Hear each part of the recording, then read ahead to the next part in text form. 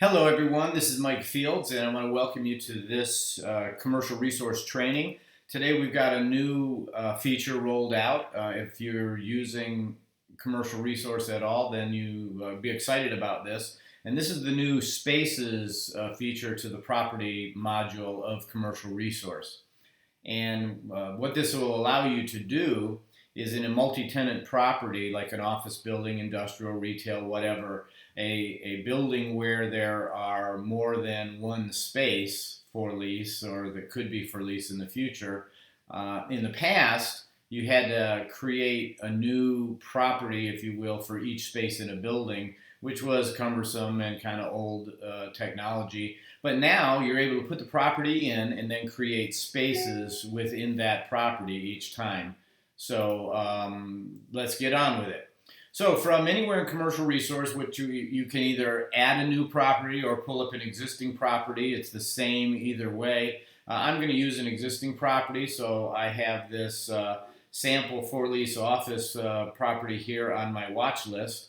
So I'm going to click on that. We're going to start with that. But the process would be the same. Once you enter a property, you get this screen. So this is the main screen from the property, and you'll see there's a new tab here called Spaces. So you enter the property. You can see I've entered this as a 65,000 square foot office building. And again, this is a sample building. It's 5 floors, and that's the building itself. And then I want to go in and add spaces. So I've added a space here already, but we'll get to that in a minute. I want to show you how to add another one. So this is Suite 201. Let's see, I want to add a new space. I just click Add New Space, select the property type.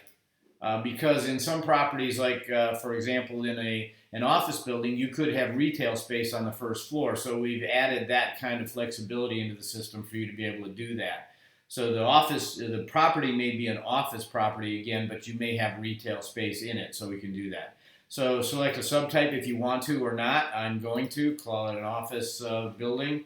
And the floor number, let's put this on floor number 3. And let's call it Suite 301. And let's just say, this is a sample. But, you could put, this is a, spacious former lawyer's office overlooking Tampa Bay, blah, blah, blah, whatever you want to put there. Square footage. So let's say this is a 3,000 square foot space, but the owner is willing to split it up into two 1,500 square foot spaces. So the minimum divisible would be 1,500 feet. Again, the maximum contiguous is 3,000 on this particular space that we're talking about here. Parking ratio, let's say the project for this space has a 3.7 per thousand parking ratio. The minimum lease term in number of months is, let's say, 36. The lease rate, and you can put in a different lease rate space by space by space in this building. So let's say the lease rate here is $19.50 per square foot per year. Notice that convention there. And the lease type this is a gross lease. For availability, let's say it was available yesterday and it's an active space in the system. Then from there, all we do is say save, and there's our space. So space 301 is in there. I can edit it.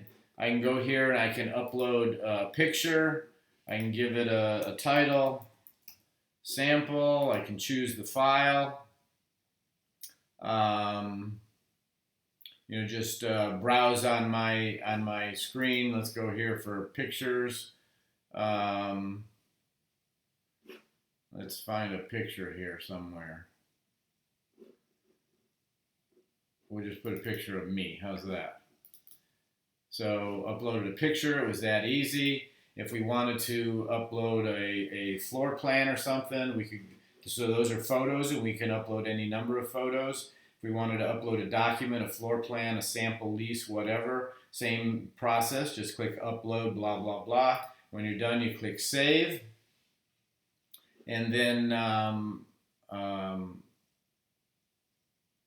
go here back to the listing. Just click back to listing, and there it is. So to find this property and so give you an idea of what this will look like internally, here's the property, here's all the details, and then below it you'll see there are 2 spaces. One is 1,200 feet. Here's the one we just put in. It's divisible. There's the pictures we uploaded with it. I didn't upload floor plans or anything like that, but I could have. Let's go to the corporate public website and see what that looks like to the public. So if I go in here and I'm going to do a quick search by zip code for this space so I know what zip code it's in. Let's look for 1,000 to 2,500 square feet of office space. Click search, and there is a space. So it's sample for lease listing 002, suite 201 fits into this criteria of 1,000 to 2,500 feet.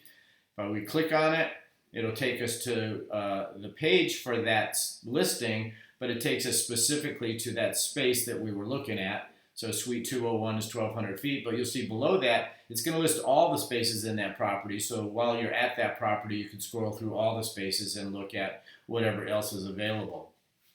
So it's a nice feature. What you can do if you have properties in the system now that, for example, if this property were in here 5 times because it had 5 different suites in it, what you can do now is go to the property one time, add the other spaces to it, and then go into the other listings for that property and make them inactive so that the property's in there once and all the spaces associated with it are there with it, and it's much cleaner that way. To make a property inactive, just go to the other places where this building is entered for other spaces and click Edit. And then down here where it says Show Additional Fields, open that up. And then just uncheck this button here where it says Active Property in the System. Once you uncheck that, then just go through Next, Next, Next, and then save it. And then that property won't be in the system 5, 6 times or however many times you've had to add it in order to get all your spaces in. Now you just have the property in once, and all the spaces associated with that property are a part of it. So if you have any questions, give us a call. It's pretty intuitive, pretty simple stuff. Hopefully you'll take advantage of it and enjoy it. And if you do have questions or problems, feel free to call us. Again, the number is 813-739-5740, or you can email me at mwfields@orioncre.com. That's mwfields@orioncre.com.